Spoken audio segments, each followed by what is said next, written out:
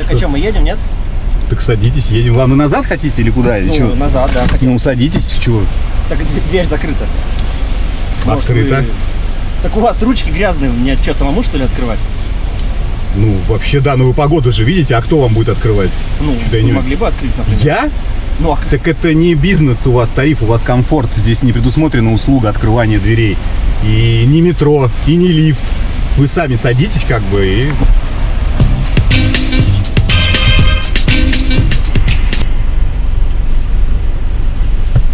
Все в порядке? Ну так. Ну как, давайте я вам... Хотите, влажную салфетку вам дам, если вас вообще так прямо все напрягает. Хотите? Да. Давайте, сейчас вам влажную салфетку. Вы могли бы вообще-то и открыть дверь? Почему бы это я мог бы? Интересно. Ну, вам сложно открыть. А вам? Ну подождите, не я же приехал вас забирать. Я вас вызвал, так. Я ваш клиент. Так.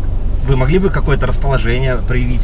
Чей холоп, спрашиваю? Извините, но я вас не понимаю. Друзья, в эти непростые времена есть выходы для того, чтобы заработать денег и как-то пережить трудности. Если вдруг вас уволили с работы, либо сократили, либо по каким-то причинам вы лишились дохода, вы всегда можете, и у вас есть личный автомобиль, вы всегда можете воспользоваться тем, чтобы поработать в такси, временно или постоянно. Пожалуйста, мы всех приглашаем. У нас очень крутой парк, у нас реально моментальные выплаты, у нас офигительная служба поддержки, и мы подключаем в течение вот такусеньки короткого времени. Всех приглашаем, все, кто нуждается, и все, кто планировал работать в такси, приходите к нам, обязательно мы всех накормим, обуем и обогреем. Не грустите, все будет хорошо. Удачи! Какое? Вот вы правильно уточнили, что я к вам приехал, правильно? Так, то есть вам нужна эта услуга.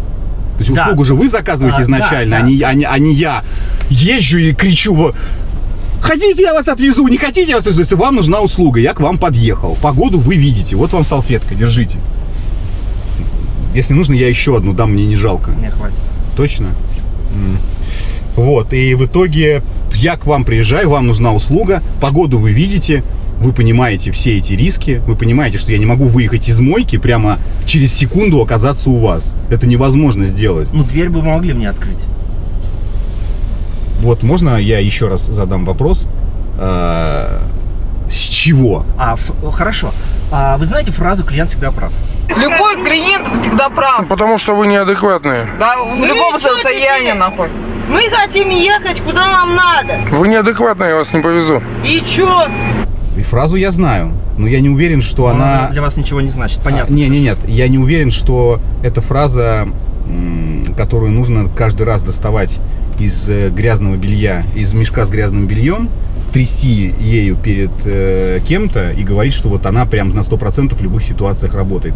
Не работает она в любых ситуациях, понимаете? Если вы сейчас захотите поехать голым, я не знаю, простите меня за выражение, с писькой, высунутой в окно, с криками «клиент всегда прав», вот поверьте мне, я вам не разрешу это сделать. Я вам даже не разрешил бы здесь там чипсы есть, не знаю, кофе пить и так далее, с открытыми какими-то местами, чтобы мы же разлили. Это не означает, что клиент всегда прав, особенно в такси. Почему, я не понимаю, пассажиры, садясь в такси, думают, что у них теперь карт-бланш на все.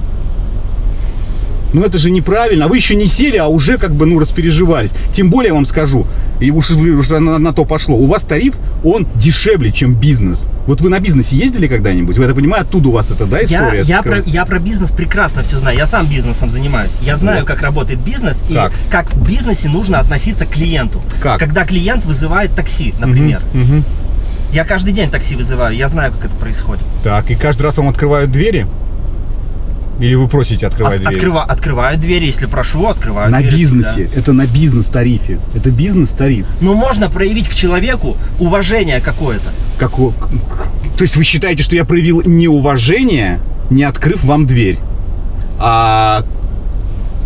Мне так не кажется. Это во-первых. Ну, вы ошибаетесь в таком случае. Это во-первых. В таком случае вы ошибаетесь. Хорошо, в таком случае я ошибаюсь. Я могу это допустить. Но давайте тогда так. Если вы занимаетесь бизнесом и знаете, что это такое, давайте говорить так. Все должно быть оплачено, правильно? Да, правильно. Ну, вы согласны с этим? Согласен. Любая услуга должна быть оплачена. Открывание дверей водителям в тарифе комфорт, который вы вызвали, в стоимость открывания двери не входит, а там нет этих денег. Нет, если бы вы написали мне в комментариях, там, дорогой таксист или дорогой водитель, дорогой можно не писать, просто большая просьба открыть мне дверь перед тем, как я сяду. Плата, ну давайте так, 200 рублей. Вот я готов за 200 рублей выйти, намочить себе голову, ноги, открыть вам дверь, посадить вас, и мы поедем. За 200 рублей. Но у нас этого не оговорено было, понимаете? У нас не было не оговорено, вы этого не написали и так далее. И сейчас получается... Дальше не надо, можете открыть. Зачем так кидать-то? Я понимаю, вы хороший бизнесмен, богатый, да? Ну... Есть деньги. Так что вы хотите, чтобы сейчас мы что сделали? Мы проедем, вы мне откроете дверь. Так зачем? Давайте сейчас, вот я вам открою дверь, вы зайдете. Да, пожалуйста, давайте. Окей, давайте.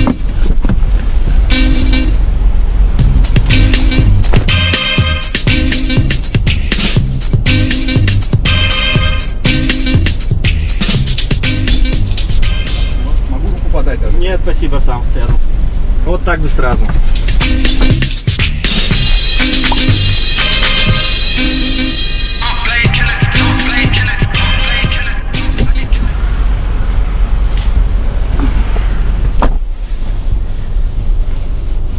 Я могу, если хотите, останавливаться через каждые 100 метров и за 500 рублей вас пускать-выпускать. Ну, посмотрим, как их будет.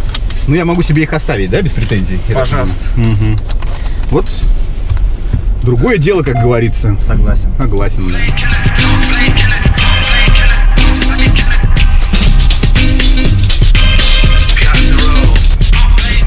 Температура комфортная в салоне, все нормально? Да, самое то.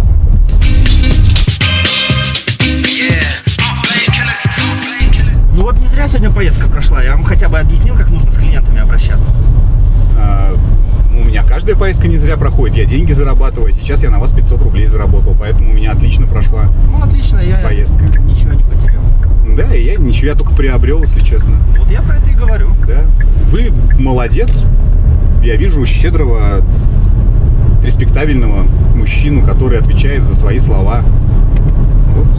На будущее просто рекомендация вызывать тарифы, в которых уже заложено открывание дверей. Это бизнес и выше. Окей? Посмотрим. Хорошо. За светофором остановлю нормально? Да, Перекресток. без проблем.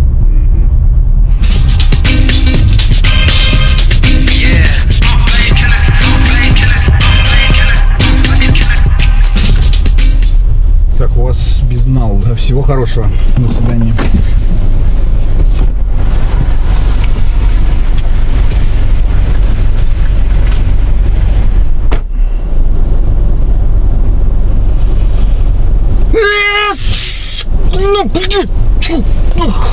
Какой, сука, занудный тип! Но богатый, судя по всему. Вот, друзья мои, пример вам. Не вопрос, подтвердите свой выеб хрустящей купюрой. А когда вот эти все понты яда у меня, это все, знаете, пока штаны не снял и свет не включил, ваши 25 сантиметров остаются, сука, только вашими фантазиями. Вот так. Поэтому будьте щедрыми с таксистами, они вас будут любить. Вы можете войти в тачку, открыв дверь с ноги, положить котлету зелени вот так и сказать: сука, гуляю на все. Я скажу: да, блядь, не вопрос. Сри, блюй, хуй знает, обосрись тут, что хочешь сделать. Даже может дать щелбан водителю. Но будь добр за это заплатить.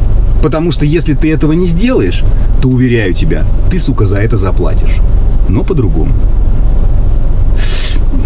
Я знаю, что вы сейчас можете написать: Женек, на унижение за какие-то вонючие 500 рублей. Друзья мои, это не унижение. Во-первых, это заработок. Во-вторых, это все-таки способ показать ворчунам и требовательным пассажирам, что если ты что-то хочешь, как я уже сказал, надо раскошелиться. Ну, на самом деле, в жизни всегда так. Если чего-то хочешь, за все надо платить. Возможно, я не прав. Возможно, надо было сказать: вот тебе тряпка, где моя большая плетка, и заставить самого вытирать эту ручку. Но это было бы неправильно. Все-таки я оказываю лакшери-услугу в северной столице нашей родины. Йоу. Пишите.